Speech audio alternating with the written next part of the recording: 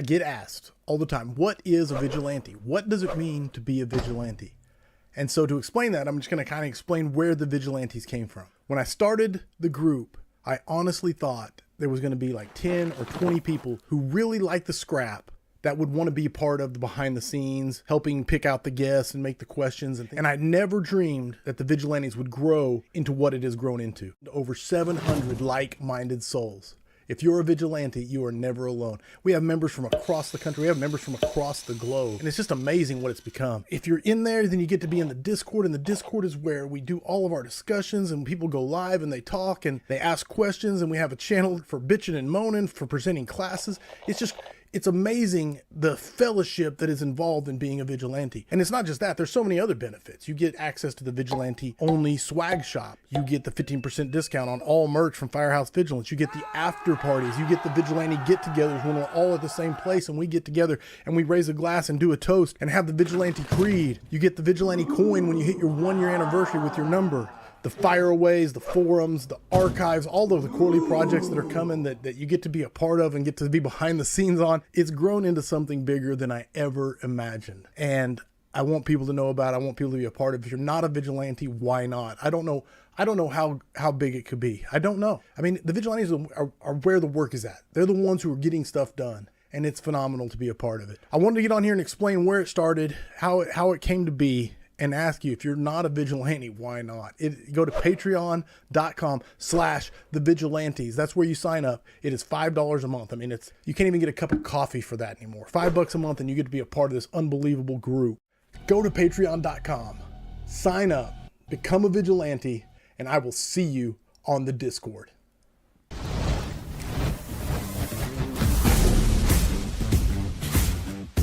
Introducing the Affordable Bailout Prop, another innovative training solution by Affordable Drill Towers. The Affordable Bailout Prop is a durable and affordable training tool that allows firefighters to enhance their skills with real-world training in your parking lot or on your apparatus floor. Most fire departments only require annual PSS qualification, which isn't enough to develop muscle memory. When seconds count, you must be able to deploy your PSS and quickly escape by seating your hook in the sill or using a remote anchor point. With an overall height under 12 feet, a 5x7 footprint, and 12-inch heavy-duty swivel casters with double locks, the Affordable Bailout Prop can be easily moved between your parking lot and apparatus floor. Constructed of pressure-treated 4x4s, the window frame dimensions mimic the Denver drill window prop with a sill height of almost 8 feet, featuring a pressure-treated 2x12 sill. The rappel wall is made of 8 2x10s screwed into batten boards. All parts, including the windowsill and rappel wall, are designed to be easily replaceable if they become worn. A vertical ladder provides access to the deck, which is approximately 4 foot above ground level. In addition to window and ladder bailout drills, you can also train on removing victims through the window, whether handing the victim to another firefighter on the ladder or using the ladder as a high point. Don't stop with rescue drills. Consider advancing a hose line through the window and learn methods to overcome the challenges. Or hone the mechanics of VES, Vent Enter Search. The uses are endless and up to your imagination, creating an enormous value. With its inspiration coming from the events of FDNY's Black Sunday, Affordable Drill Towers donates 10% of all proceeds from the Affordable Bailout Prop to the Lieutenant Joseph P. DiBernardo Memorial Foundation. The Affordable Bailout Prop is available as a kit that you assemble, or fully assembled, where we train you how to assemble in the future. Elevate your training regimen with the Affordable Bailout Prop, setting a new standard in fire department training excellence. Reach us at 84455 Towers or info@affordabledrilltowers.com.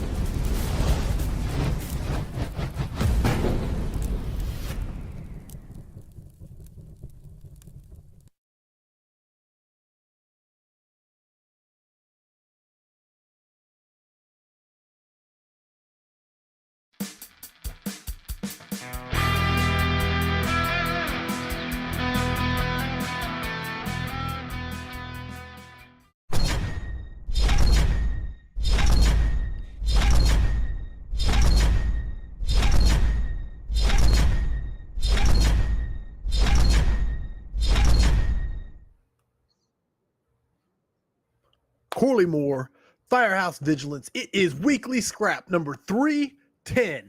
My guest tonight is Eddie Robinson. Chief's career in the fire service began in 1979 as a volunteer firefighter in South Carolina. After high school, he did a stint in the Army and he retired from the reserves in 2002. In 1994, he began his service to the citizens of Cherokee County at the Hickory Flat Volunteer Fire Department. And in 1999, he joined the Cherokee County Fire. Through the years, he rose through the ranks and in 2022 was appointed as the chief of department, where he still serves today. Chief Robinson is married to his wife, Lori, and he has kids on the job, which I'm sure we will talk about today. He also has 6 grandkids, and I am excited about this episode. I've been excited about it all week. Me and Chief have been talking. We're both excited. So welcome my brother to the show, Chief Eddie Robinson, to episode 310. Hey, man, I'm happy to be here, Corey. Thank you for having me.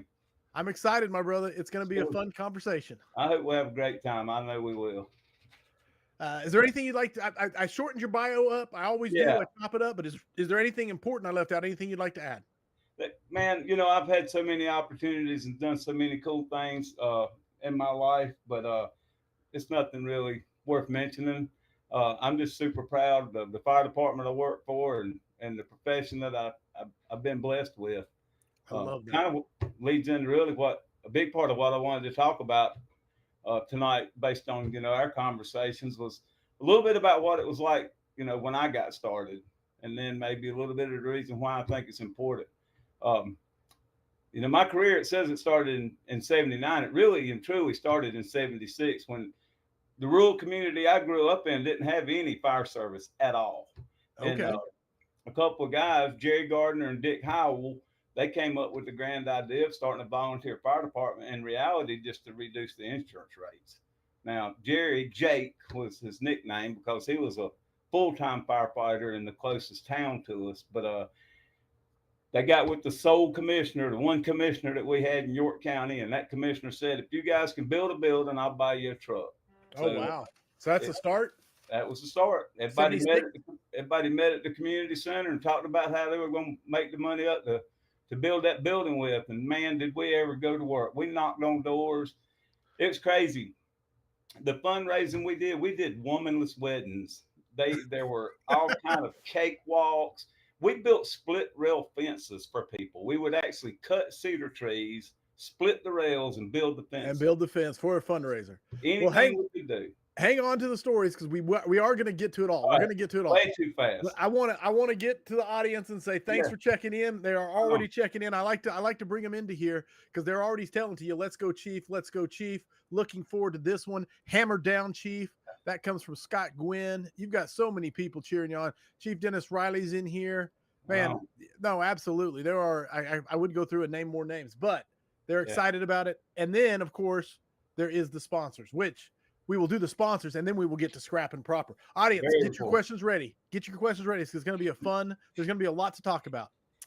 Affordable Drill Towers, on a mission to bring you cost-effective and versatile training props like the Affordable Bailout Prop, which allows you to practice window bailouts, ladder bailouts, and ladder high point rescues.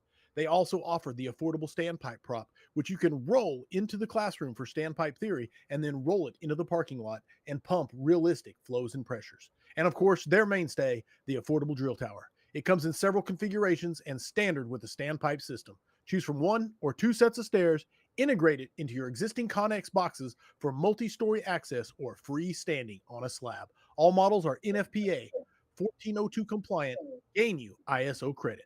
The only thing that you can't do on an Affordable Drill Tower is live fire training. Call Steve, 844-55-TOWER, or drop an email to info@affordabledrilltowers.com. When it comes to building the perfect attack package, you can't just slap any nozzle on any hose and hope for the best. That is a recipe for failure. At Snap Tight Hose, they are not just trying to sell you hose. They are there to make sure you get the right hose paired with the right nozzle for your crew and conditions. Their team of experienced reps knows their stuff inside and out, and they're ready to help. No ego, no judgment, because knowledge is power. And at Snap Tight Hose, they bring both. Visit snaptighthose.com to connect with a rep and start building your ideal hose and nozzle package today. Firestationfurniture.com. I love them. They provide a complete line of quality furniture for your firehouse. Firefighter, owned and operated. They understand the strain firefighters put on furniture and offer furniture that's built to last. Visit www.firestationfurniture.com for more information. And those are the sponsors, but there is one more thing I like to mention tonight, and that is the First in Fire Conference. I love giving shouts out to conferences, that I'm going to, but also ones that I actually believe in. Ryan McCormick and what he's got going on in Arkansas is amazing. And if you are in the area, I think it's one of the best conferences in the state of Arkansas, and probably in some of the surrounding states. I don't know of anything that really, I mean, it's up there. I have the honor of doing the keynote on the first day, but listen to the lineup, man. Romagus, Edwards, Roette, Donch, Bud, Gordon, Duffy, Ramirez. That's just the lecture series. I don't even know everybody that's involved in the hands-on. So it is September 10th through the 13th. If you're in the area, absolutely attend. It's an amazing conference. I think it's like its 5th or 6th year. It's amazing. All right. All that being said, it is time to focus on Chief Eddie Robinson and getting back to 1976. How old were you when you started that in 1976? I was about 13 years old, and I apologize for jumping the gun. Those sponsors, No, they do a great job for you. absolutely. At any rate, kind of getting back to it, 13 years old. So over a period of about 2.5 years, we did all types of fundraising. Hash is a thing in South Carolina. I don't know if anybody really very familiar with that. People that outside of South Carolina, it is not barbecue. All right, it is a product that you eat over rice, and it is delicious. And we made thousands of pounds of that stuff, and we would start on a Wednesday by killing the hogs. All right, we would process the hogs ourselves, and then through the weekend we would sell hash plates as part of our fundraiser. So anyway, rocking on up to about 1979, we had our building built. We had our new truck, which was a Ford 750 gallon tank with a 750 GPM pump, and the pump set on the front bumper. All right, it was totally exposed, and because I had been working on the farm, driving cattle trucks and that kind of thing, it stood to reason that I'd drive the fire truck. So I was driving and pumping fires at 16, 17 years old. And that's just a lot of the way that things had to happen. It was really simple to get water out of that truck. Tank the pump, pull a lever, 1.5 inch hand line, and you were flowing. Going to work. If they were leaning forward, you'd give them some more. If they were leaning back, you'd knock a little bit off. That's kind of how the training went back then. We didn't have to worry about putting water in the truck because there wasn't any water. We had 0 hydrants, and drafting was not something that we became familiar with for a good period of time. But we rocked along there, and we actually had an old auto car chassis donated to us from the Rock Hill Concrete Company, and we purchased a 6,000 gallon fuel tank and welded that thing to the back of that old auto car truck, that old concrete truck. And it took a little while to get it there. And if you could stop it once you got it there, you had some water. But it took some doing to get it there. There are a lot of people over the years have been severely injured and killed in trucks like the ones that we built. But in that era, that's all we had. So you had to make do with what you did. And then our first water system, our first set of hydrants, believe it or not, we bought 6 more of those same fuel tanks and strategically placed those things throughout the county, horizontal, up on these racks, and we bored 6-inch wells beside them. And those wells would pump and fill those tanks. When we needed a load of water, we would drive to one of those tanks. We would back under it, climb on top of the truck, open the overflow, drop a hose in there, pull the gate valve, and dump the truck full of water. A true dump tank. It was a dump vessel. But man, there was 0 training, and we had 2 sets of gear and 2 air packs, and nobody would ever use the air packs because we had to send them to town to get them filled. We had no abilities to fill air packs at that point, but it wasn't really a whole lot of interior firefighting either, to be honest with you. It was all secondhand equipment or homemade equipment. And when I talk about homemade equipment, if you take 2 female couplings off of a piece of old brass coupled fire hose and you have somebody braze them together, you now have a double female. That's about 10 inches long and weighs about 40 pounds. But it serves the exact same purpose that the lightweight double females or double males or whatever it may be that we use today. So a lot of that kind of ingenuity went into it back in the early days by a lot of people. You read a lot about the war years and that kind of thing, and that's not what was happening for me in my fire service career in the 70s. Okay, that was far removed from Bethesda, South Carolina, where I grew up. So our preferred method of extinguishment was steam conversion. Right on. We were taught to go up, stick that nozzle through a window with a fog, and whip it around for a little bit, and then pull it back and let that 1200 to 1 do its thing. Yeah, absolutely. And then once we started getting a little bit more motivated, we would actually take that interior. And of course, any opportunity for anybody to be alive, we were murdering them right there when we Sure. would start flowing that fog inside of a building. Y'all know what that turns into. Instant But lobster. yeah, absolutely. Firemen diving out of windows, burn ears were common case back in that era of firefighting and the type of community that I grew up in. But man, we were aggressive. We went after it. We did everything that we could do. And it was really a focus on saving property. Search Sure. wasn't really a thing for us at that time. Not really proud of that, but you only know what you know. Right. We don't know what we don't know. And it's crazy how much we've learned, especially, in the last 10, 20. I mean, it's your perspective is going to be fun to look at, but keep on going. I keep interrupting you. But what we've learned in the last 10, 15 years is phenomenal. Yes. Mazurowski and Steve Gerber and those guys at the Research Institute, those guys they brought science to the fire service, and it matters. And now we are actually saving lives based on what we've learned from those guys. Um, at any rate, we just did a lot of crazy stuff. And again, it was all about really saving property.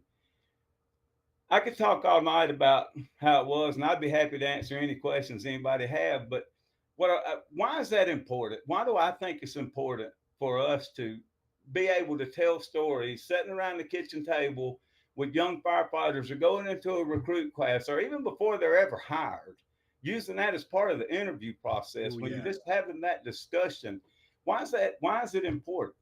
I think you got to know where you came from to know where you're going. Mm. I firmly believe that.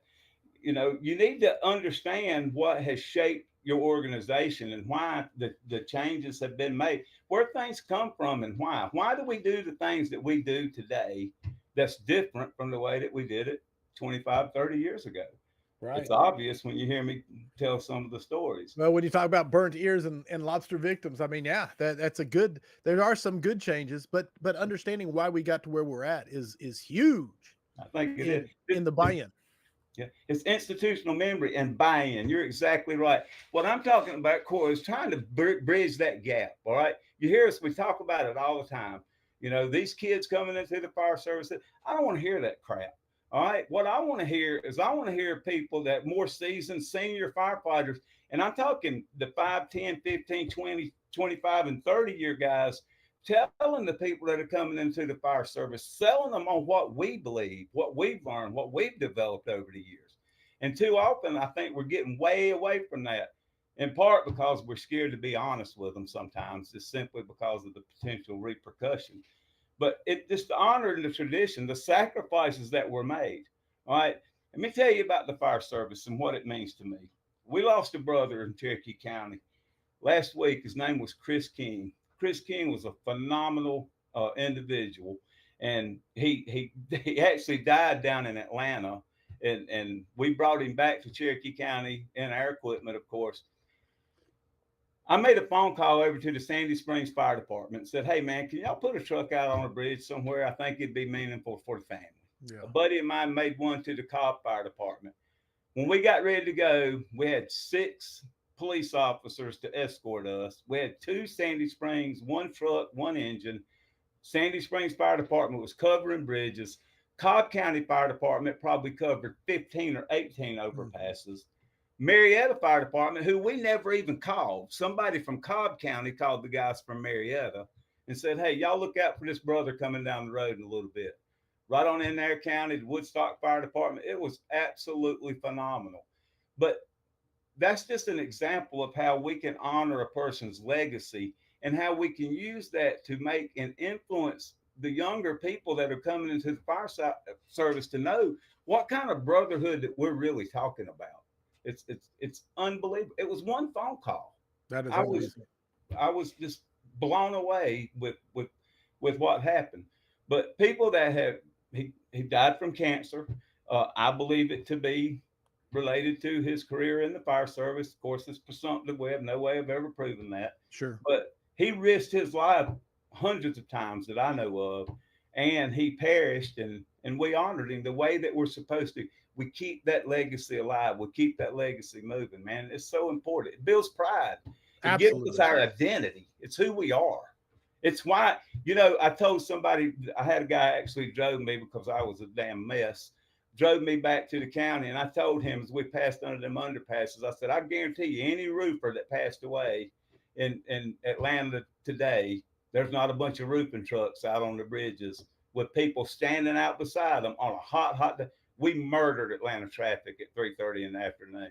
And I guarantee you, Chris King was freaking grinning like a polecat the whole time on the way home. But anyway, this is where our policies come from. This is where our operations, this is where we learn how to do the things that we know how to do today. I got to grab you, Chief. I got to grab you because I love your passion. I love your excitement. But when your hands hit the desk, when you make your point, it does thump. And so, no, you're going to do it because I do. Put them in my pocket. All right. But I got to catch you. And I'll remind you, but it does thump. But go ahead. Yeah, I don't want to be thumping. But anyway, man, it's all about preserving the culture. It's, we got to make the changes. And we talk about these different generations. Let's forget the generation stuff. The generation stuff doesn't matter anymore. I got a note here, the Gen X's are 45 to 60 years old. The millennials are 29 to 44 years old. Yeah. All right. The Gen Zs, they're 15 now. So those are the ones that are going to be coming into the fire service. It's up to us to bridge that gap. All right. And I truly believe that we can use the things that we've learned over our careers to help us bridge the gap with these folks that are coming into the fire service today. We prove it. If we can keep them 4 or 5 years, they'll stay and they'll fall in love with it just like we have. But it's up to us. It's not their fault that they don't have the institutional knowledge coming in that a lot of us had. It's just the way it is. So. No, I love that take. I absolutely love that take, that it's on us. The onus is on us to get them to the point where they can understand how great this is, where they can know what they don't know. Absolutely. It's all about expectations too. You got to lay those expectations out there on the front end. And again, I say lay them out before you ever hire them. If you get those expectations clearly stated and they know what's expected of them coming in, they'll perform. They want to perform. They want to be part of this great profession. All right. So it's up to us to get them there. I love it. You ready for questions from the audience? I'm always ready. Bring them on. I love it. The first one, I'm going to keep it in the vein of the history that we're talking about. Scott Hoke wants to know, if you could choose anything, what would you reintroduce to the fire service today from your experience early in your career? It wouldn't be a water curtain. I can promise you that. I don't know if anybody's familiar with what I'm talking about, but we actually used to build water curtains. All right. It was basically a piece of pipe welded to a piece of steel, had a lot of slits cut over the arc of it. You would plumb a 2.5 inch line to it. It was a dead end, and it would just throw a curtain of water up in the air. It was used to protect exposures with. Sure. I've heard of it, like a master stream being used to make a water curtain. So I thought that's what you were referencing, but it's same thing, only different. We built several of those. Those things are totally ineffective. Sure. Right? Radiant heat will eat right through them and melt that next house just as quick as anything will. But I guess thinking back would probably be our techniques that we used to use for fighting brush fires in open pastures and open fields. We had a truck, it was a pickup truck, and we put a 250-gallon skid unit in the back of it, but we had an extended bumper on the front of it. Sure. We'd stand on that bumper as they drove around. And I know there's a lot of modern apparatus out there that have the nozzles already mounted to the front, and they're very effective. But for you to be able to have that line in your hand where you could direct that stream, if there's a larger body of fire, that's one thing I guess that comes to mind. But again, you got to staff it. You got to have a place to keep it. And quite frankly, how many cornfields are burning, in areas like I live in now that would Sure. be road. So The urbanization, the suburbanization has yeah, taken away a lot of that wildland urban interface. We absolutely. had the same. We had the same brush pumpers when I hired on the front. I mean, I rode on many a hood with the nozzle in my hand, Yes, sir. chasing the prairie fires. So, absolutely, and they were wildly effective as far Yeah. as getting on a flank and running it down. Yeah, we So, learned to try to get in the black if you could, though. oh yeah, oh yeah. You don't want to be on that other side, especially at the head of that fire. I love it. I love it. Okay, coming at you, John M. Sullivan says, how can we, I'm trying to read the question. How can we keep the disconnect down between the volunteer and career firefighters in the South, especially, i.e., the egos? I don't know. Man, that is a phenomenal question. And frankly, it's a question that we dealt with here in Cherokee County for probably 18 or 20 years. The reality of it is, in our community, volunteerism has tailed off to almost nothing. Just, being on the outskirts of the city of Atlanta, there's so many people that have to work second jobs. There are after school activities with the kids and that kind of thing. And then the training requirements to maintain your volunteer certifications are almost equal to that of what a career firefighter is. So people don't have that amount of time to invest in training. They're not going to have that time to invest in the annual physicals and the performance standards that are required and that kind of thing. So I know I'm not really answering your question. I'm skirting around it. I'm identifying with you that it's a major problem. But where you do have a community that wants to volunteer, again, you got to make the career side of the house understand. For years and years in my community, I responded Engine 3 with one person. That person was me. All right. And that was with a friggin' bench seat with a lap belt, changing gears, a pen light in your mouth, trying to look at the map book and talk on the radio and figure out where you were going. At nights and weekends, when we would have 20 or 25 qualified volunteers show up, I was damn sure happy to see them. But we don't have that luxury anymore. Those days are gone. And we've been able to increase our staffing here to overcome that. But yeah, Right. that volunteer career interface is definitely something that you got to hit that head on. And it takes, you got to embrace that at all levels. But your senior leadership has to really influence the people throughout the department on the importance of it. Because a lot of communities can't afford to staff their apparatus the way that we've been able to staff ours here in Cherokee County. Love it. Yeah. Absolutely love it. Coming at you, man. Great questions coming from the audience. That was from John M. Sullivan, and the first one was from Scott Hoke. I want to make sure I give that. And Chief, you've done a phenomenal job, not thumping. You've done. I always point it out when people do it, so I want to say good job when they don't. I want to do that positive reinforcement. But yes, sir. I need that. How have there's so many good questions, and please keep them coming. Please keep them coming. There are so many good questions. I don't know if we want to pivot to leadership yet or not, because we kind of touched on culture and leadership. But Kanan C wants to know, what is your best tip when it comes to interviewing and helping you stand out while applying for the fire department? So I see he means this one is he's applying to a fire department. He's asking for a tip when he's applying. I didn't understand it at first, but now I get it.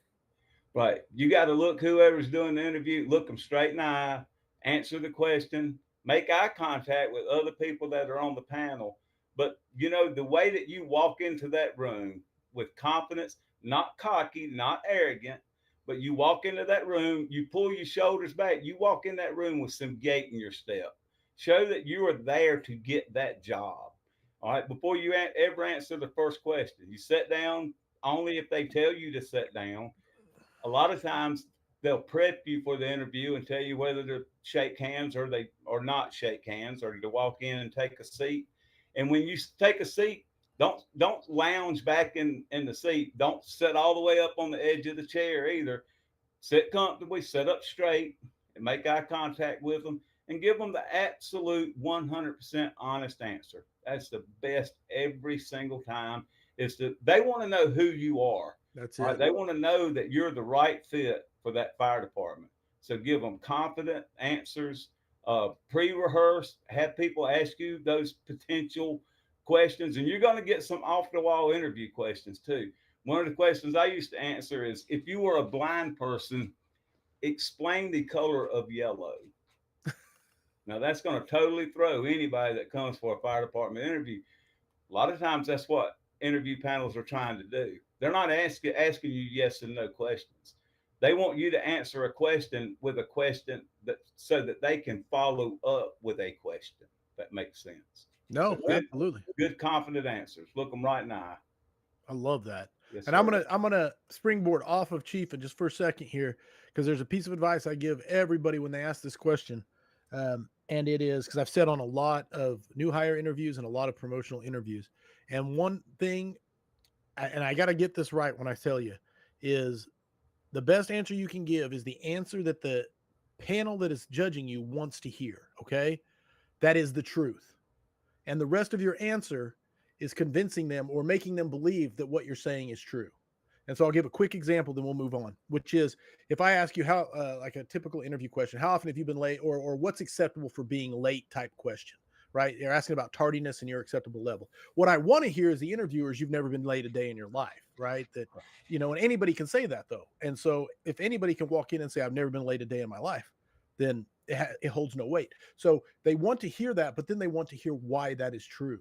So when you follow that up with, listen, my father was a firefighter, or my father was a Vietnam veteran, and there was a rule in our house, and this is why I have never been late a day in my life, or I got my ass whooped, and you say it your own words, of course, but make the point, and then I believe you. Now you've won that interview question. Okay, so I didn't want to, but I love giving that piece of advice on that. That's a great point too.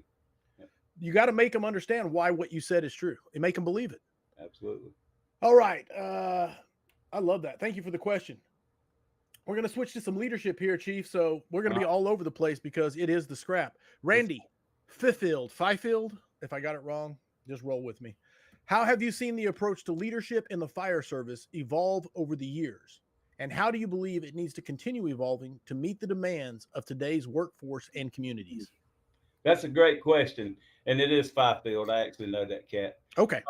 So back in my early days, there was a very direct approach to leadership. If my company officer, my chief, whatever, told me to go over there in the corner and jump, I'd just go over there and start freaking jumping. I wouldn't ask how high, how long, because they correct me if I wasn't doing it the way they wanted me to do it. And they would tell me when to stop. All right. That's not the case now. People have to know, they have to understand the why, the reason why.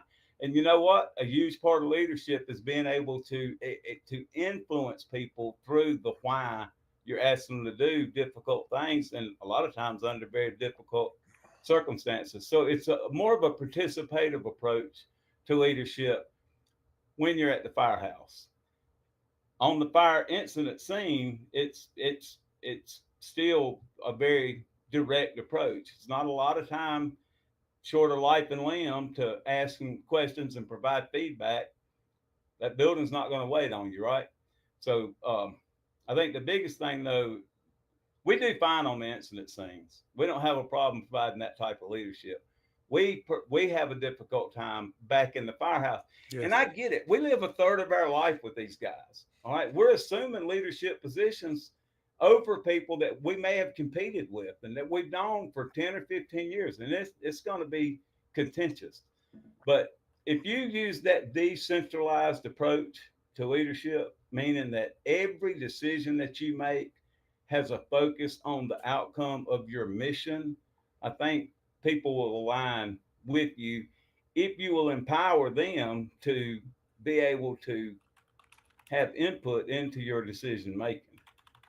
You got to give people a voice, and you got to actively listen to them and consider the information that they're providing you.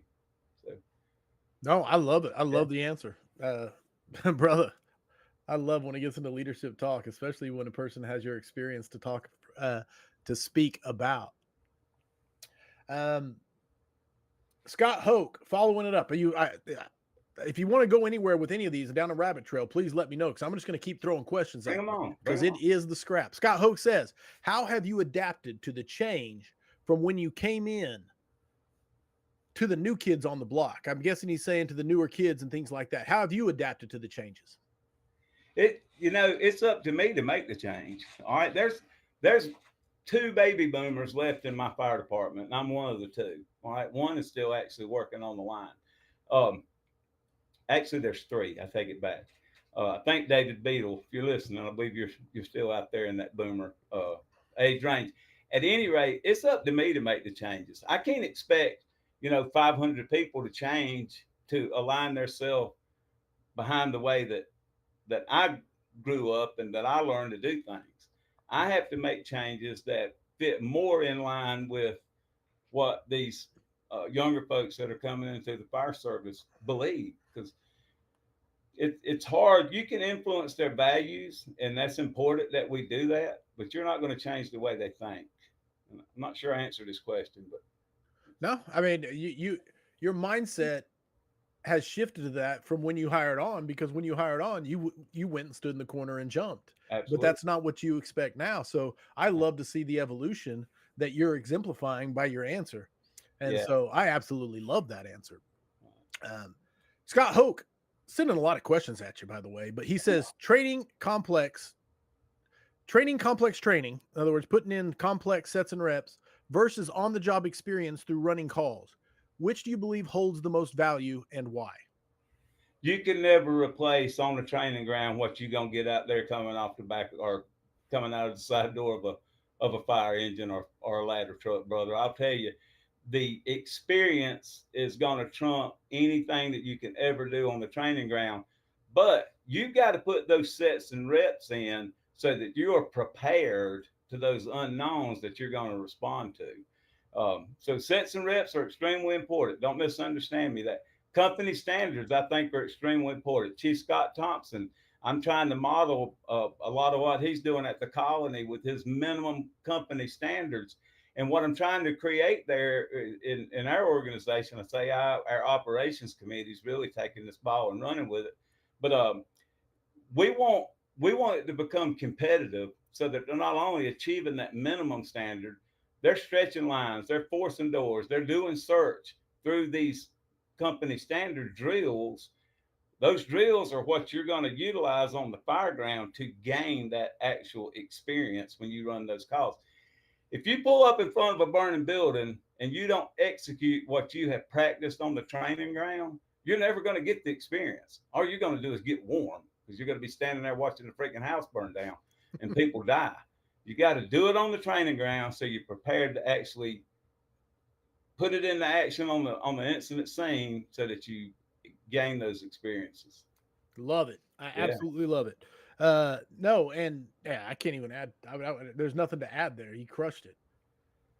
Scott Hoke, he says, no, I was trying to follow the chat, but yeah, absolutely. Sam and Scott are having a good one. Scott, I'll come back to Scott. I'm going to go to someone else here for a minute. Scott, you're putting in great questions, brother. Randy Fifield coming at you. How have you seen the approach of leadership in the fire service? Did we ask that, or is this another one along that? Oh, no, I asked that one. I'm sorry, Fifield. I did not delete it. I was like, wait, that seems very familiar to me. Roll with me. It's a live show. All right. Jay Hendricks wants to know, Chief, what was your biggest hurdle in convincing community leaders that your staffing is necessary? In my department, we still run engine couples and can't solidify the need for more staffing. This has been a 20-year effort, and it's all about building relationships. All right. And it started, our county commission chair has been on our board of commissioners, with the exception of one term, for 23 or 4 years. I know this guy. I've worked on a citizen committee with his wife, and I'm able to communicate with all of our commissioners, all five of our commissioners. I can call any of them on the phone. I can call them right now and have a conversation about anything I want to have a conversation with them about.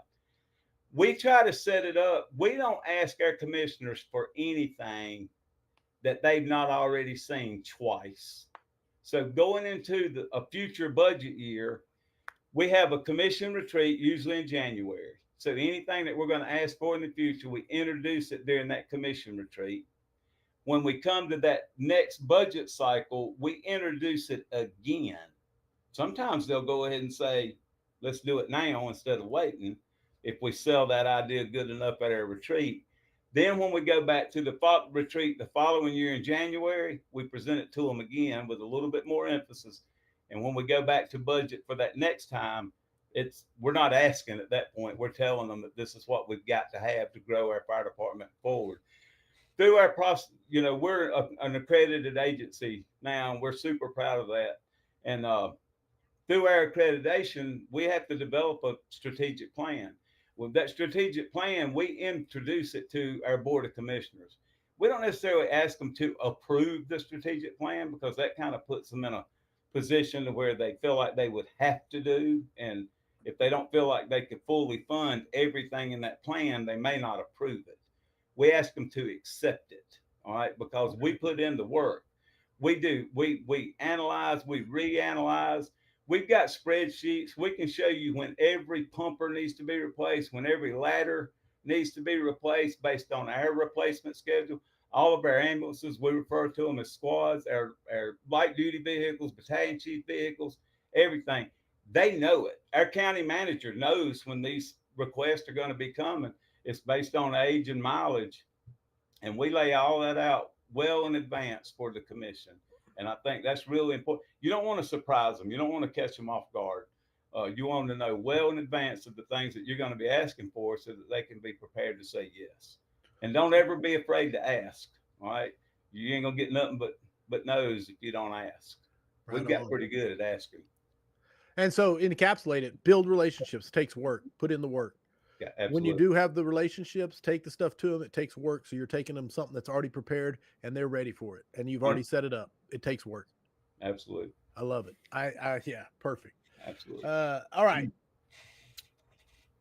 I'm going with Kyle Piverall. And there was a topic in your topic list that I put into the hype for the show coming out that we were going to talk about. And he put in a question. Basically, his question was what to do when your department is, and he put it in quotation marks, a shitty place to work, right? And that's kind of what one of the things that you said, rebranding an organization that may be floundering or underperforming, or it's just a shitty place to work. So right along those lines, let's hear your thoughts on it. We're in an ever-changing environment, all right? And the fact communities are growing and needs are increasing at a pace that we often can't keep up with. But the expectations from the public are still there. And a lot of times the expectations of the public, our leadership, our county or city councils, they don't necessarily understand what the public outcry is all about. So we're really embracing a new chapter when we talk about this. But brother, you've got to figure out a way, and it can actually start from within. You got to rebrand your organization. All right. If your organization is carrying a brand of a shitty place to work, I don't want to work at a shitty place. All right. I want to work at a great place. So you got to start looking at getting into the heart of how you're going to transform your department. First and foremost, do you have a mission statement? And does that mission statement talk about saving lives and protecting property? It can have a couple of other elements to it. I'm good with that, but it's got to have those two things, because that's what the public expects us to do. All right. You got to sell that mission statement to your leadership. Your leadership has to fully embrace it. And then they have to make your commission or your council understand it. And public safety is not cheap. And don't lie to them and tell them it is. All right. Tell them the truth. Tell them it's going to cost money. We don't expect it to happen overnight, but we want to rebrand. We want to meet the expectations of the community. And this is what we feel like our community is telling us to do. Get community input to build that mission statement. With community risk reduction is a big part of our mission statement. We have great people in our prevention and education department, but we also have a line in there that talks about fostering economic growth in our community. So that's simple. Get the roads open out of MVA if you can safely, so that you can get commerce moving, those kind of things. So those are the three components to our mission statement: life and property, public education, and fostering economic growth in our community. That's kind of the heart of it all. You've got to have a defined set of core values. When I took over as chief, we had 7 core values, and anybody outside of a person that has set for promotion or was fixing to set for promotion within a few weeks, they couldn't list 3 of them. Right. Right. And they had zero meaning to them. They didn't Right. put any stock in them. There was no ownership in them. We got 3 simple values now: courage, commitment, integrity. You got to have the courage to knock down the walls and bust through the doors. You also got to be brave enough to have a courageous conversation when some jackass is stepping out of line, making your firehouse a shitty place to work. All right. Candace Ashby said it best. Man, I love that chief. She's amazing when she said on your scrap, she said, not in my firehouse. We ain't doing that shit. That's not the way it's gonna be. All right. Company officers have to take that ownership. All right. To have that courage, to have that conversation. You got to be committed. All right. Firemen have to be committed 7 days a week. Firefighters do. It's not just on your 24-hour shift. You've got to commit to this profession, and you got to want this profession if you're going to rebrand your organization and truly make your organization a place that people want to work at. And then for us, integrity. If you lie, cheat, or steal, check this out. You can't be one of us. You can't be part of our family. You can't live in our firehouse if you're a liar, if you cheat, or you steal. We can't defend that. We don't want to even try to defend that. Why would we? So you're starting to really start to gain some momentum if you can sell that mission, sell those values, have the vision. All right. What do you want to be?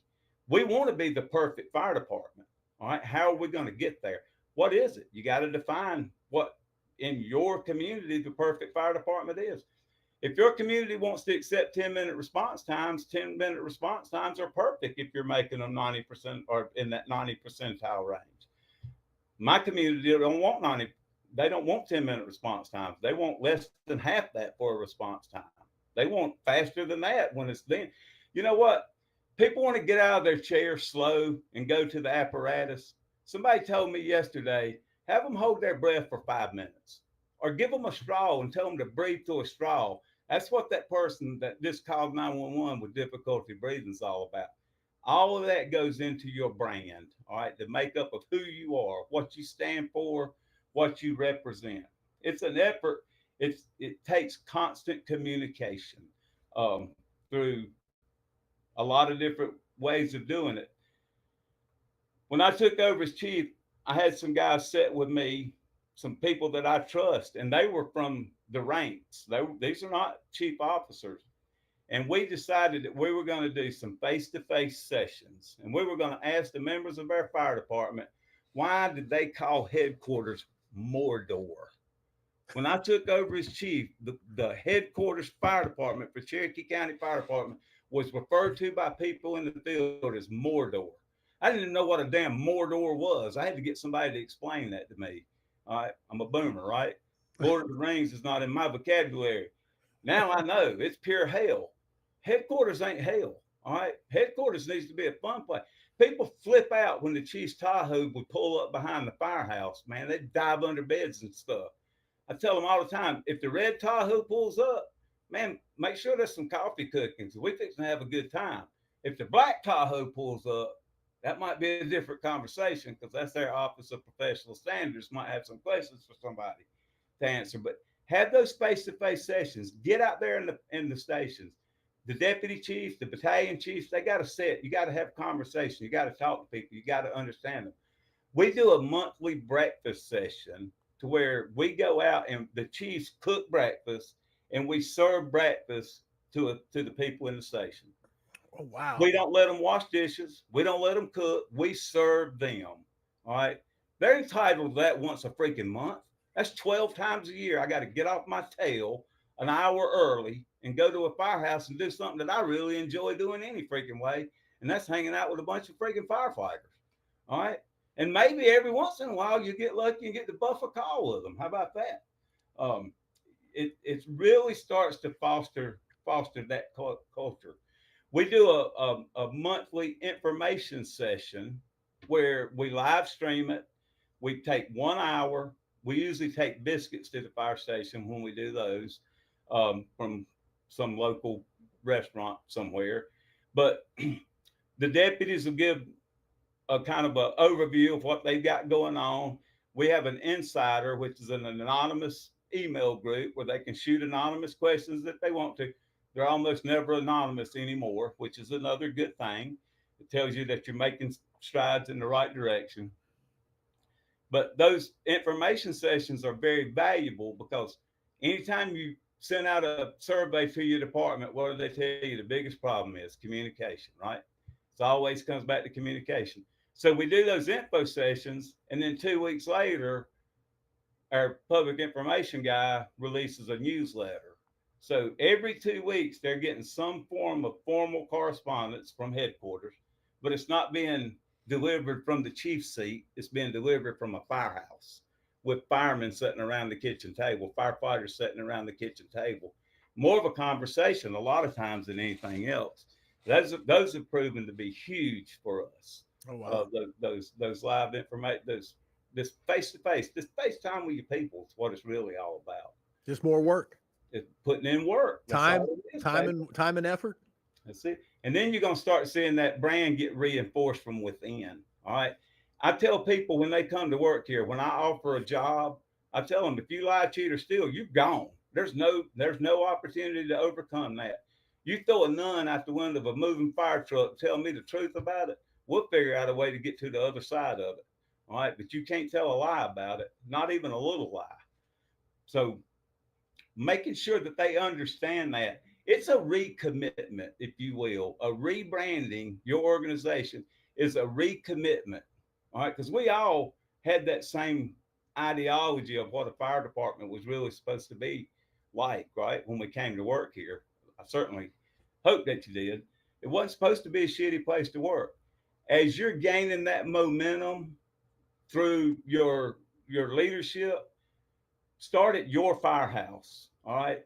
If your firehouse is a shitty place to work, your organization is going to be a shitty place to work. If you get your firehouse squared away, everybody wants to come and work on your truck, then other stations are going to start to see that, and they're going to want to start to emulate what you got going on. And pretty sure it's going to spread like wildfire through the organization.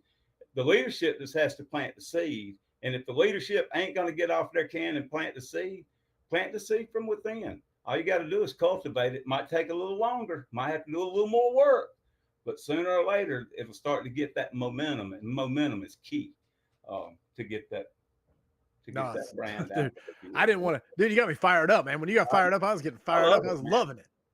I was absolutely loving it. I didn't want to walk on it because there's so many sound bites in there. It's not even funny. I talk forever. No, it's beautiful, bro. I'll let you talk forever. You keep saying stuff like that.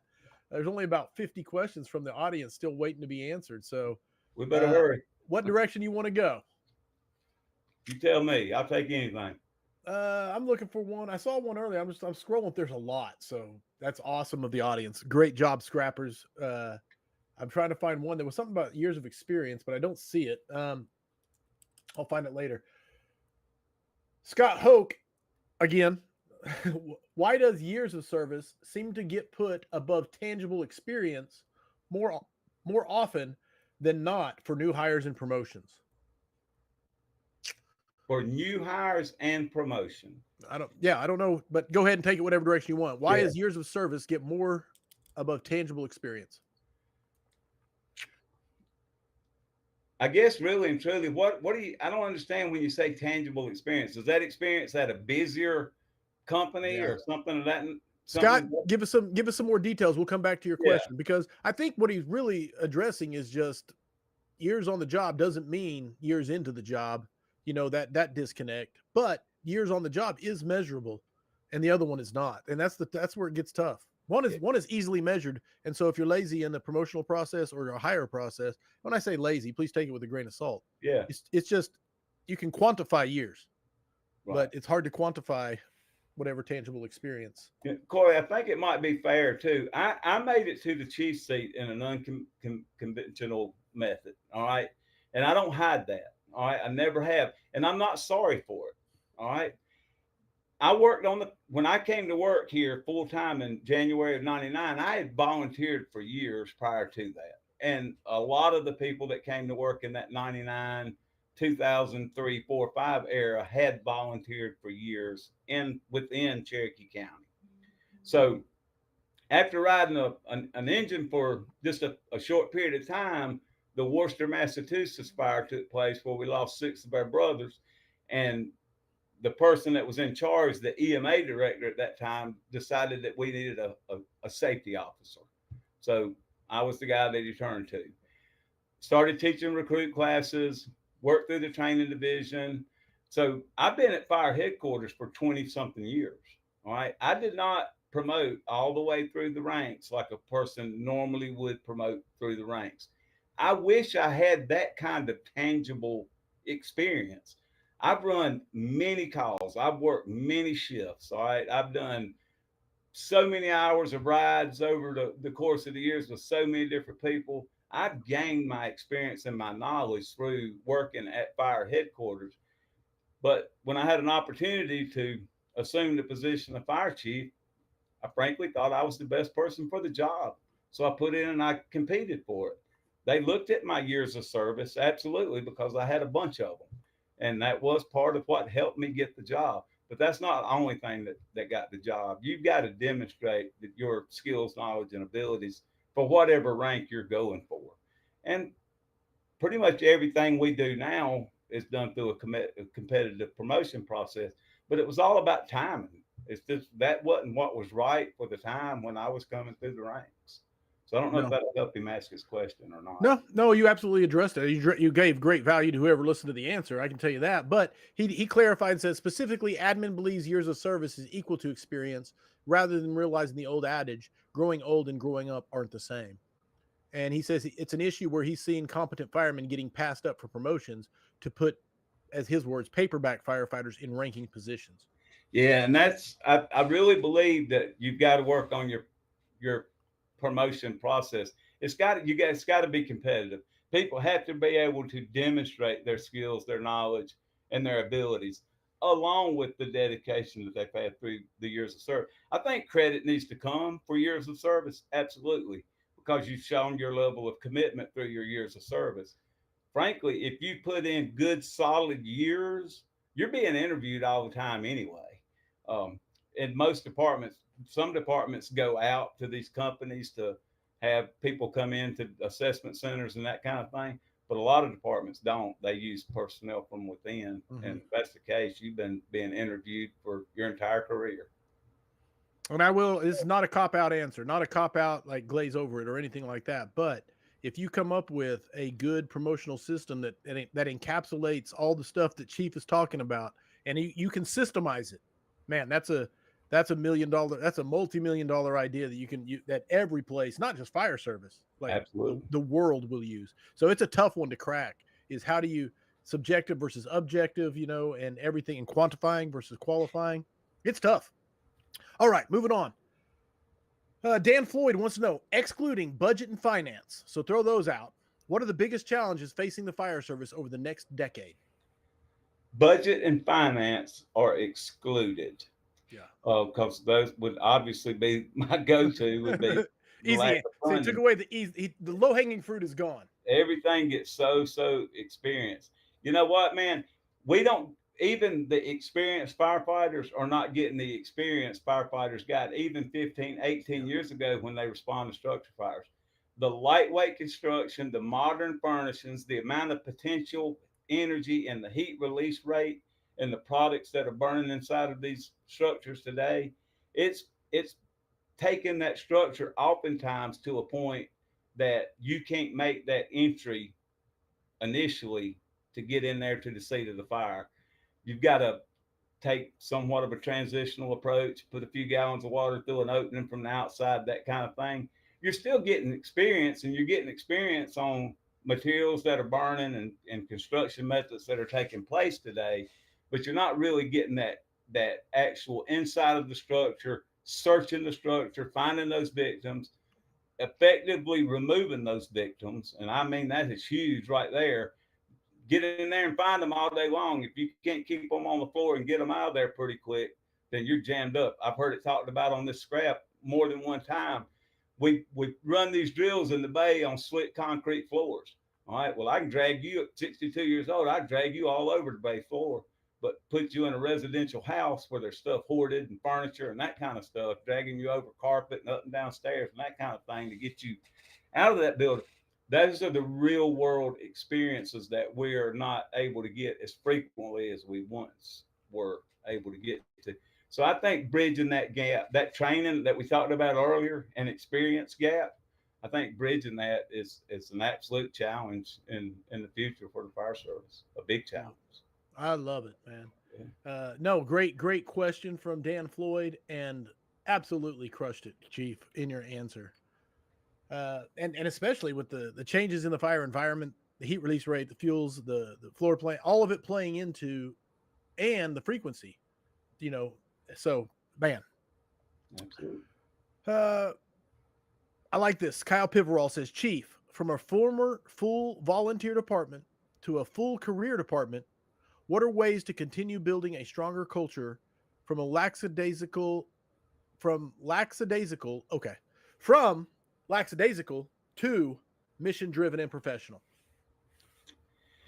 I've begun to implement my philosophy on leadership throughout the organization. It's something that I really begin to preach on. And it comes really, a big part of it comes down to accountability, um, extreme ownership. There's a great book by Jocko Willink. I don't know if anybody's read it. It's Extreme Ownership. He's actually got three great books that I love. But he really talks about, if something is not going the way that it should be going at your firehouse and you're the company officer, it's your fault. Hmm. It's not the chief's fault. It's not the people that are working for you's fault. It's your fault because you've not done everything that you need to do somewhere. You've not you've not gained the resources that you need from above, and you've not implemented what you needed to down the chain. And that works its way right on down to the lieutenants, the sergeants, the senior person, the driver, whoever it may be. You have to own it at every level, all the way up to the fire chief. Anything that goes wrong at Cherokee County Fire Department, it's my fault. It's Eddie Robinson's fault. And I firmly believe that. And I have to take ownership of that. So ownership is the biggest piece of it. This Boom. whole this Go. whole philosophy thing, if I can, just be aggressive in everything you do. Number one, I I believe if you're not red lighting, you ain't racing. I don't know if anybody's ever heard that statement or not, but if you're trying to win that drag race, you're going to jump that tree every once in a while. You're going to make that mistake. All right. If you don't make that mistake willingly and knowingly, it's okay. All right. We can recover from it. But if you're aggressive and you're trying hard, you're gonna make that mistake. So default to that aggressive attack and establish your expectations for your people and at whatever level you are, and listen to their expectations for you. Anytime a recruit comes to a firehouse, day one, you ought to set them down and establish that two-way communication, what you expect of them, and then hear what they expect of you. And mine are simple: master the craft. All right. At all levels, you have to continuously work to master the craft because it's an ever changing environment. Company officers are required to prepare, execute, and be accountable for the people that serve under them. It's specifically at the task level and the technical level. Chief officers more of the strategic level, but they're responsible for developing the people under them and taking care of our equipment and providing the resources for our folks to grow and continue um, to push our profession forward. And you got to be courteous to everybody you come in contact with. And, I'm committed as the fire chief to serve absolute. All right. I think everybody should be proud of this department. I'm not going to do anything to compromise this great trust that we've begun to build with each other. You got to be humble. And that's sometimes hard to do when you got a bunch of people like I got running around Cherokee County doing the things that we're doing. But I'm going to serve you through my words. I'm sorry, through my actions and not my words. I'm going to ask a lot. If I'm unclear or unreasonable, I want you to push back. I want you to tell me if I'm not following through, if I'm not meeting your expectations. Please come and tell me. I can't correct it if I don't know it. I'm not going to gain pleasure or profit from telling you no. If a person comes in my office, knocks on my door, and says, "Hey, you got a minute?" I'm more often not tell them, "No, I don't have a minute." if you'll give me 2 minutes to finish this email or whatever I may be doing, I'll give you all the time you need. Or sure, come on in, close the door, man, sit down, let's talk. Don't this whole invest your time. All right, it's uber important to be able to bridge and grow and move as you go forward. I love it. I absolutely.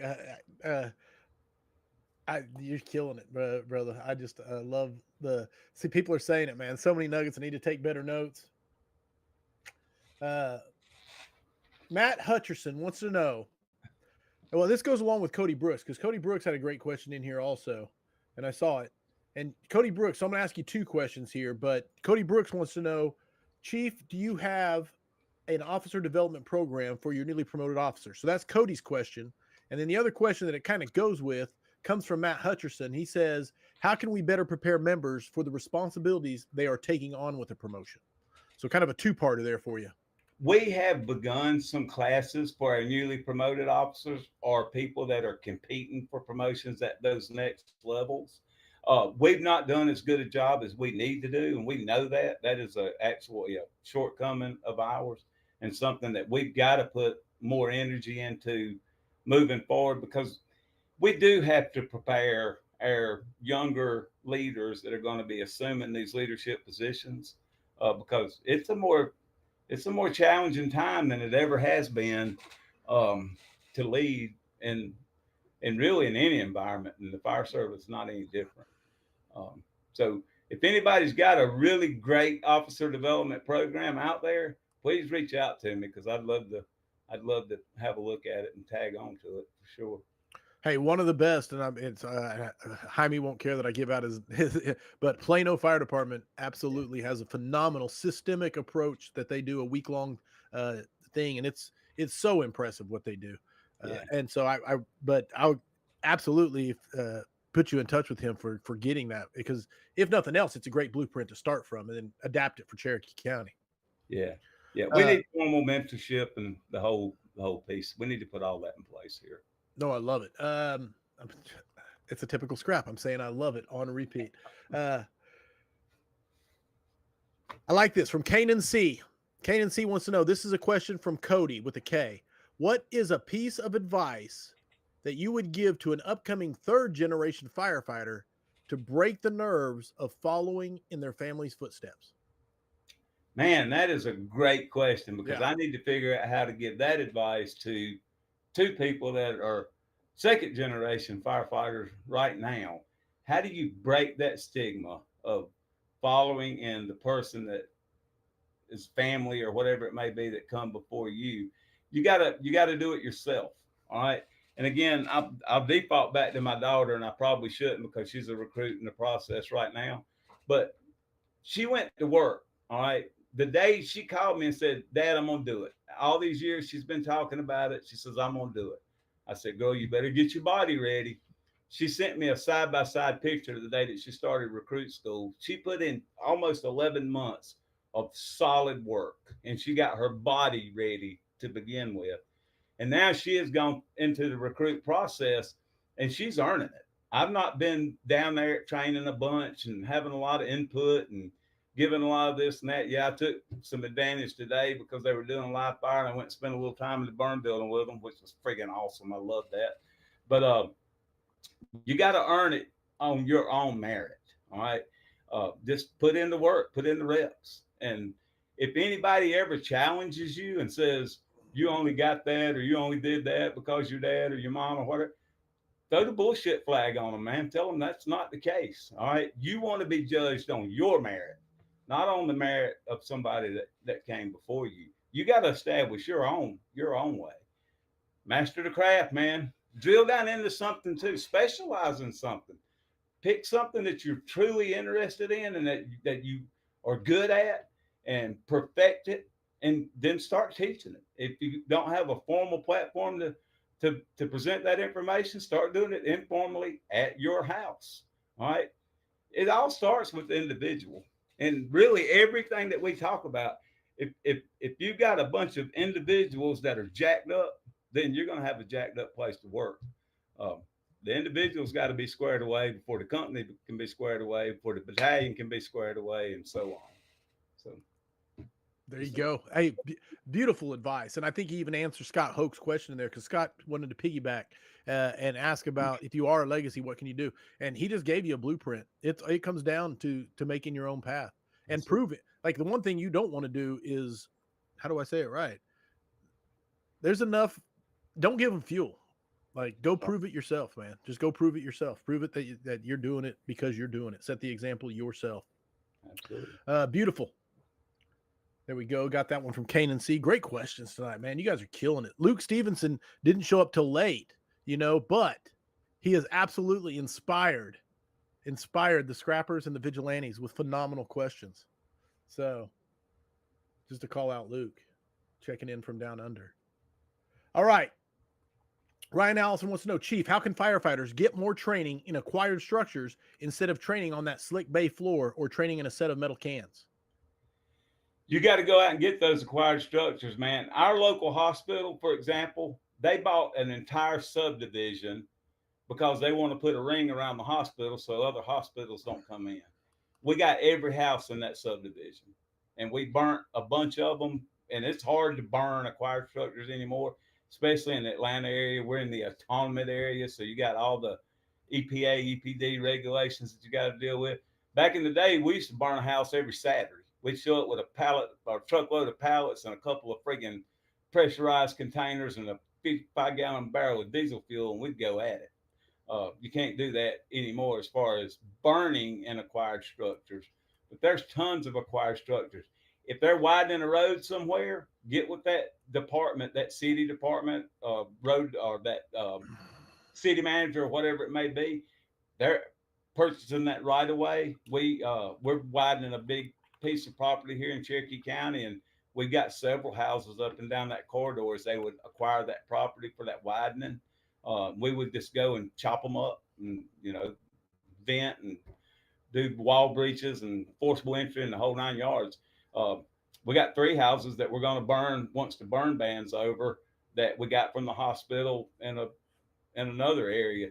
We've done all kinds of hands-on training, and the hands-on training that we've done in those houses, it wasn't developed by our training division. We got a phenomenal training division, a phenomenal training center, but these are people from field operations that put together evolutions to do in these houses, and we ran the entire department through over the course of a 3-month period. You just got to go out and get them. They're out there. You just got to ask for them, number one, and then run it through your legal department so that you don't want to chop the wrong house up. That has happened. Yeah, don't burn somebody's house down. It'd be the wrong house. So just to bring it full circle, it comes back to putting in the work. That's it. It always comes back. I see a theme. I see a theme here, Chief. It's all about doing work, man. Hey, real quick to everybody, and this is not just a plug for the vigilantes, but if you're not a vigilante, be one, because you can go into the vigilante Discord and ask, hey, which scraps did they talk about acquired structures? The 2 that pop out to me immediately is, of course, Daddy, David Pruitt. I can't rattle off the number instantly. Sam will put it in the chat, I'm sure. And then Jason Joanitas. I know recently he talked a lot about how to properly get acquired structures and the steps to go through and the importance of relationships to make those things happen. But both of those are super valuable. In fact, both of those are so valuable. We were talking about doing a mega scrap just on getting acquired structures. And again, there's so many mega scraps that need to happen. It's not funny, but bear with me. But I wanted to throw that in there. But it's not, because that's my memory, and my memory is faulty. But when you're in the vigilantes, you can go in there and type in the question, and in the Discord, you'll get answers just instantly. It's just amazing. So, Chief, coming at you from Jay Hendricks. Were there any significant challenges to acquiring buy-in from the field for your department vision? Man, again, I love these questions, okay?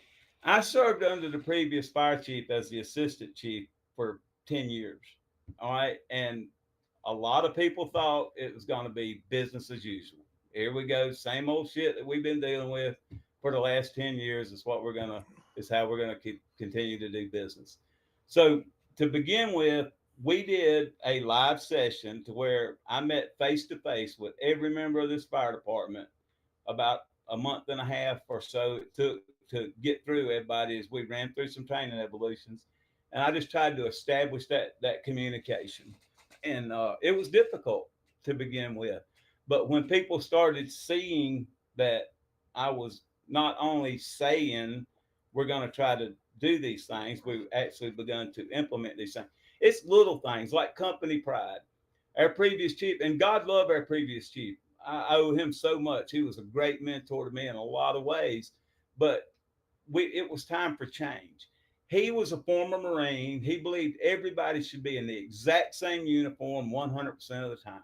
Well, you talk to David Rhodes, he'll tell you in this about a damn millisecond that when you pull up in front of somebody's house, they ain't looking at the patch on the side of the fire truck or what color your freaking shirt is. They want a damn genius to come in and solve their problem. So we started allowing people to build these company pride, these logos. And then Mike Sims says, hey, Chief, you know what, man? You got this mission, vision, and values thing. You're letting them do these company logos. How about I contact Taylor's Tins and have them make signs, all right, for every station that we got with their new company logo. And I've been delivering those signs, cooking breakfast, serving the breakfast, cleaning up after we're done, leaving them with those signs. I did cheat a little bit at 13 with this last set. I took biscuits. Unfortunately, I didn't. It was just a bad week for it. But little confessional. But we almost always cook. But anyway, when we deliver those signs, we start again reinforcing that mission, vision, values. But now they're seeing this new cool ass company logo. Now that company logo has to be approved, not by Eddie Robinson, not by the fire chief.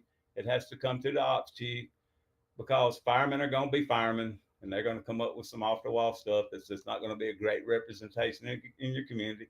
But, you know, an occasional skull or a goat or something of that nature, I can handle those kind of things. It doesn't bother me. Now they're on the side of fire trucks. They're plastered on the walls. Bo Witcher just sent me a text message here. I can't even read what it is, but at Station 9, they're running the ridge. They're the road runners because it's the P Ridge community. Okay. And they got all kinds of stuff that they have a store inside of their firehouse now that they're selling stuff to the members. And when people buy it, then they host parties for the families to come to the firehouse and hang out and have dinner and have a good time. Freaking just that kind of stuff is catchy, man. So it will catch on. I promise you that. You just got to get out there and do the work. You ever thought about becoming a chief in Oklahoma? I'm out on Oklahoma. Fair enough.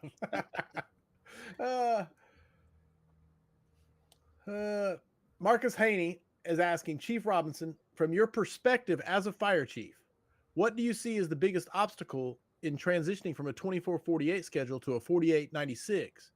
If given the opportunity, how would you overcome the obstacles?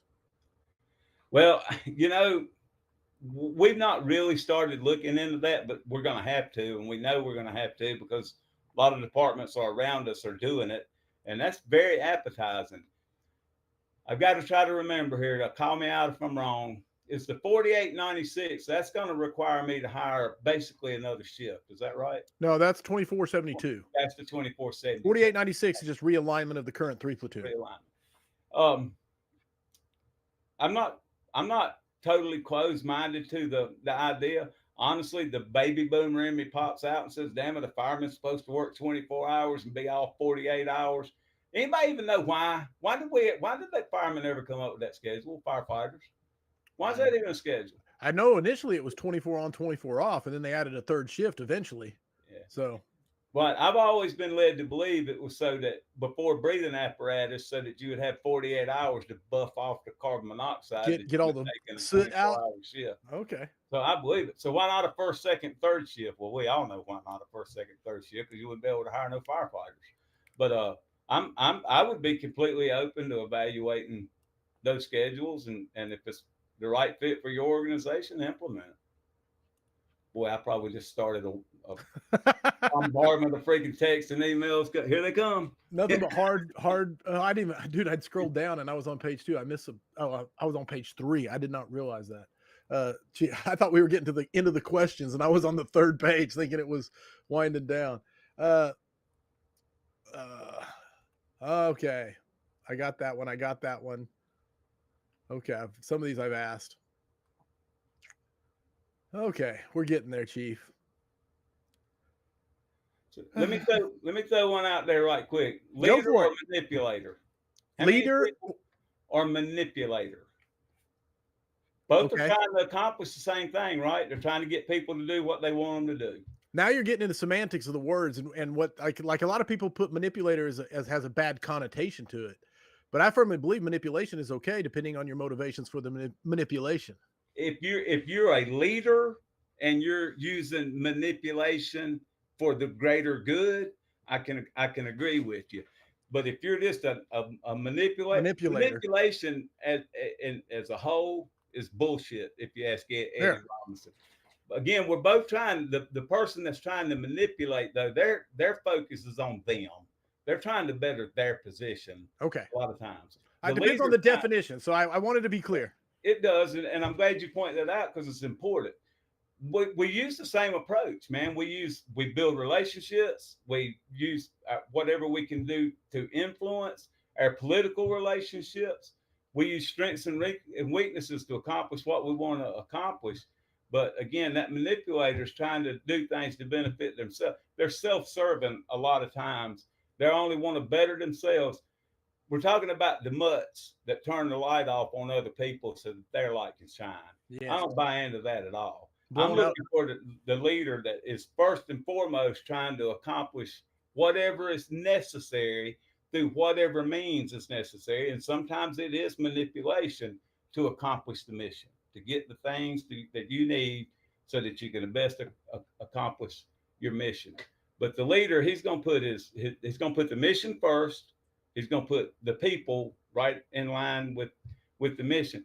Leaders don't always get the credit they deserve because they're deflecting that credit to the people that are doing the work. So that's kind of a quick little tidbit of a difference between, in my eyes, a manipulator and they just want to look good in the eyes of the boss so they can get that next promotion or that raise or that cheesy assignment, whatever it might be. A good leader is going to put himself at the bottom. All right. Let me give you an example. In Cherokee County, the people on our ambulances, because we're a fire-based EMS, our ambulance crews eat first, period. It's just known throughout the organization that if you're assigned to the box for that 24-hour shift, you're going to eat first if you're at the firehouse because you may not get another opportunity. All right.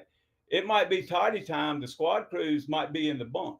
All right. Everybody else is doing the work around the house, the cleanup around the house before lights out.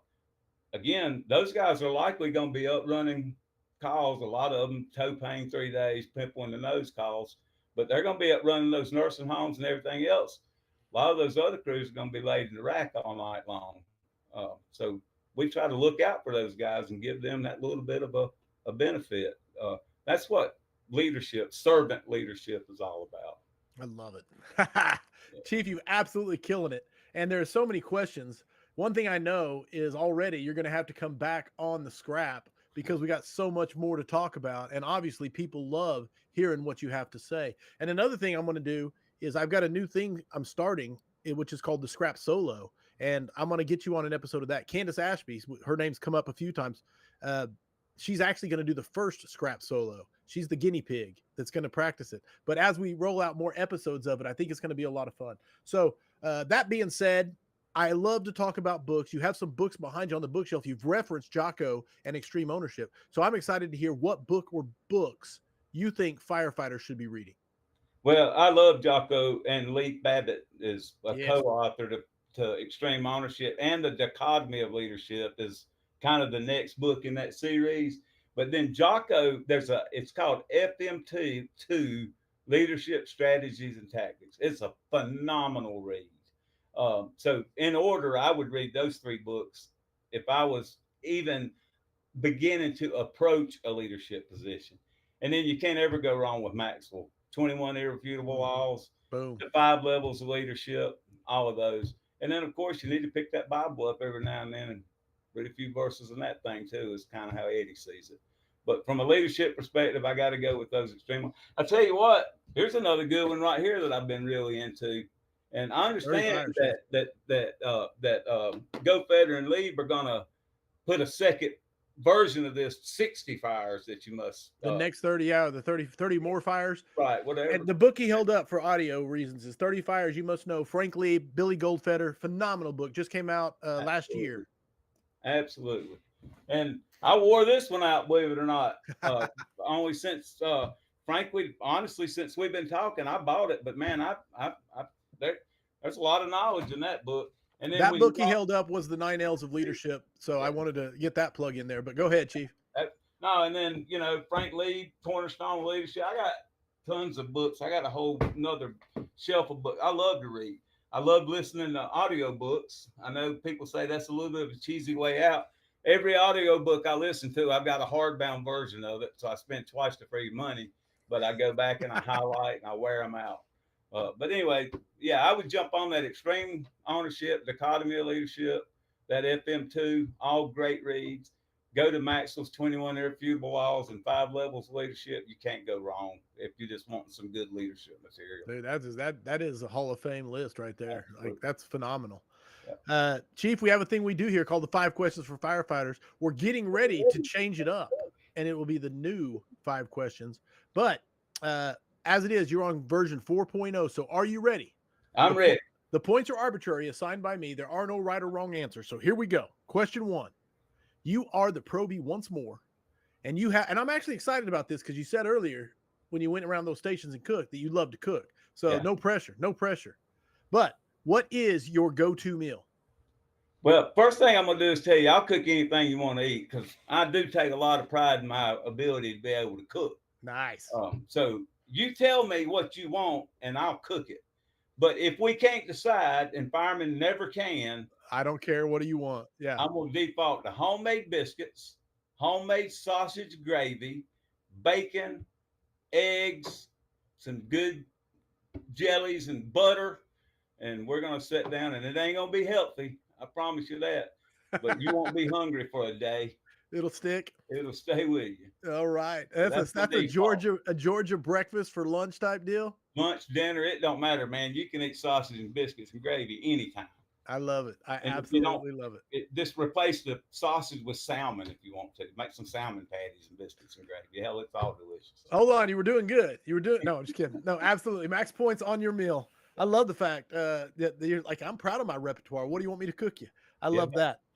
Number 2, it's job town. It is time. You're en route and responding, just like the scene from Backdraft where he slaps that tape into that cassette deck. What song are you playing en route? I'm going with Sammy Hagar. I Can't Drive 55. Going old school. I really think I should say something about Ozzy Osbourne, but we lost Ozzy today, which that's a hard loss for an old guy like me. But yeah. No, I feel that. But I absolutely, I don't think we've had 55. Have we, Sam? Nope. Sam says that is a first, so no one has put that on there, which it seems kind of an obvious one now that we hear it. We've had some Van Halen before. I think, maybe not, but I Can't Drive 55. Sammy Hagar. From Sammy Hagar. Yeah. There you go. Moving on, and max points, by the way. 2 for 2. Number 3, whose boots, past, present, or future, would you like to spend 24 hours in? I put a lot of thought into this question, and I had some conversation earlier today with some ladies in the office, and I have come up with Robin Williams. Okay. Now you think about Robin Williams. That guy had everything, right? Stupid rich, super entertaining, a great actor, one of the funniest human beings to ever walk on the planet. But he took his own life. And I think if I could walk a day in his boots and understand what possessed a man with all of that success to take his own life, I may be able to contribute something that I learned back to our profession to help some of the things that we're seeing that are going on with our mental health today. So kind of why I went with Robin Williams after a lot of thought and some really strong conversation with some phenomenal people that work in my office right here today. No, there has been a lot of good answers to that question. That is a very, very, very solid. That's a max points answer for sure. And so, man, no, that is kind of a deep way of looking at it. Number 4, max points, 3 for 3. Number 4, you are retired. You're sitting on the beach enjoying a Mai Tai. What do you want to hear through the grapevine that the people you used to work with, how do you want to hear that they describe you to the new hires? You know, man, if anybody says that they don't want to leave a legacy, they're probably either not telling you the truth or they're not in the right profession, because I think we should all leave something, leave it better than we found it. I'd like to be remembered as a humble person that was a servant kind of a person, call it a servant leader or not, I don't care, but just a person that lifted other people up, that tried to empower people, tried to give them the tools and the knowledge. I want to be a person that is known that I had faith, and that your faith needs to come first, then your family and your fire service career after that. But just a humble, servant-minded kind of person. I love them. I want that. How about that? I want them to tell somebody that man really, truly loved us and we loved him back.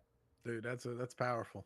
No less than I expected. 4 for 4 max points. And Chris Wessels, if you're in here, that's the reason I didn't ask your question, because I knew it was kind of coming in the 5 questions. So I kind of skipped you, just so you know. Number 5, 4 for 4 max points. Heavy fire, searchable space. Would you rather be assigned to the nozzle or first in on VES? I hope Chris Wessels will approve of this answer right here, because that man is one of my heroes. I'm on the nozzle every time, man. And I'll tell you why. I've always firmly believed the most effective way that you will save the most lives in a burning building is to put the dang fire out. All right. Properly apply the water, searching on the hose lines. We know where the victims are being found. What, 65% or so are found on that line on the way to the seat of the fire. Now, you got to take what information's at hand. If there's a known victim trapped in a potentially survivable space, then we're going to search that space first. But the reality of it is, VEIS or anything else, if it ain't searchable, make it searchable and then search it. But I'm on the hand line every time. Give me an 1 3/4 line through whatever opening I can get through, and let me go get the fire. I love it. And easy 5 for 5 max points. And people always bust my chops for max points and say I give them out too easy. I want you to know that was 5 for 5, absolutely crushed answers that absolutely deserve max points. And I'll fight anybody who says differently. So, Chief, that officially puts 310 scraps in the books. My brother, I can't say thank you enough for sharing your evening with us. If someone wants to get a hold of you, what's the best way to do so? Hey, can I get one fast alibi? Go. Person that you need to have on the scrap, Candace Ashby's XO. All right. I met that young lady in Pensacola, and we sat and talked for an hour or so. Christina, Hamblin, I can't say it. Hamblin. Hamblin. She would be a phenomenal person to be on the scrap. And Candace told me today, we were texting back and forth. She said the two of them refer to themselves as Thelma and Louise, also known as the Split Tail Express. I love that. I would expect nothing less. Nothing less. But she's freaking awesome. But anyway, you got to get her on, man. It'd be great. All right. Okay. You were saying one last. No, best way to get a hold of you. Oh, pick up the phone, call me, man. Cell phone, 678-614-1519, 1519. Jump on Facebook, shoot me a message. I will respond, I promise. I love it. I wish I could say, oh, audience, Chief Eddie Robinson, so they could give you would get a standing ovation because you absolutely crushed this scrap. Now, there's 2 things I do at the end. One, you already covered. So who should be on the scrap? What guest would you like to be on? But I think you got it covered. That's with, her. Christina Hamblin. I want to get it right. There you go. Yeah. And then, which I've met her, multiple FDIC, and I think down there at the same Pensacola. Yeah. Might have been a different, but not the point. There's my brain going for a trip. She's awesome. Challenge to the scrappers that are listening, a challenge that they can get done between this scrap and next week's scrap next Tuesday. What is Chief Eddie Robinson's challenge to the scrappers? This is really easy right here. I would love for every person that's on here listening to sit down at the kitchen table and before you do that, cook a great meal. Turn off every electronic device you got, with the exception of a radio to monitor for calls, and look each other in the eyes and talk. And when you talk, listen intently. Hear what they're saying, feel what they're saying, look them in their eyes so you can see their emotions and their expression. And when you ask a question, do the same way. And when they respond to you, again, have that strong, effective two-way communication in the firehouse. We're losing that, and I don't understand why. I even made a note here. I said, by doing this, you're going to let the people that you work with know that you love them, and they're going to know, or you're going to know that they love you. And that's what's going to ensure that you don't live 1/3 of your life in a shitty firehouse. It's just to sit down and have a meal without a whole bunch of freaking distractions and just have good old fashioned conversation. I forgot to give you the max points. Yeah, I forgot. And take it home too, by the way. Do the same thing at the house. It's easy at work, really. If you get down to it, it's easy on the job. It's even harder at home with everything we got going on these days. No doubt about it, man. Be present, man. Listen, Absolutely. I love that. Way to close it out, dude. I knew what I was getting when I booked you, but you absolutely delivered and you absolutely crushed, brother. I be proud of this scrap because they're saying it in there. Yes, so many timestamps. I can't wait to go through it tomorrow. All right, housekeeping. Go to patreon.com. If you're not a vigilante, go be one. We're getting ready to do the after party. Chief is invited, and we will roast him if he shows up. If he's brave enough to come to the after party, we will roast him. If you're looking for a place to connect with like-minded souls, man, the Vigilantes is the place to do it. So go join up. Of course, we do vigilante meetups. We just did one in firemanship last week. And that's where we decided on we didn't decide. We worked on the next 5 questions for firefighters, which will be coming soon. So I'm pretty excited about that. Next week, coming up on the scrap, it is my brother, Mike James. And that one should be very unique perspective. So that'll be a fun one to look at, followed by a guest that has been requested over and over and over. And finally made it happen. The one and only Chief Dave Hagman, crashing through the summer of 2025. And we are trucking along in style. So make sure and be here every Tuesday night. Tuesdays are for scrapping. All right, enough for me. Let's get to the after party. Thank you once again, Chief Eddie Robinson, for coming and, man, just having a great, bringing value to the fire service. That's the best way to say it. Thank you so much. Audience, you make the scrap magical. Your questions this week were, Sam said it. Sam, they were, you guys crushed it on the questions for the Chief. And then set it up for success. The scrap would not exist without you. Each and every week you make it magical, and I can't say how much I appreciate you and how much I love you. So thank you. Remember, mutts don't scrap. I hope the tones stay silent unless it is burning. This job will never be safe. So stay smart out there.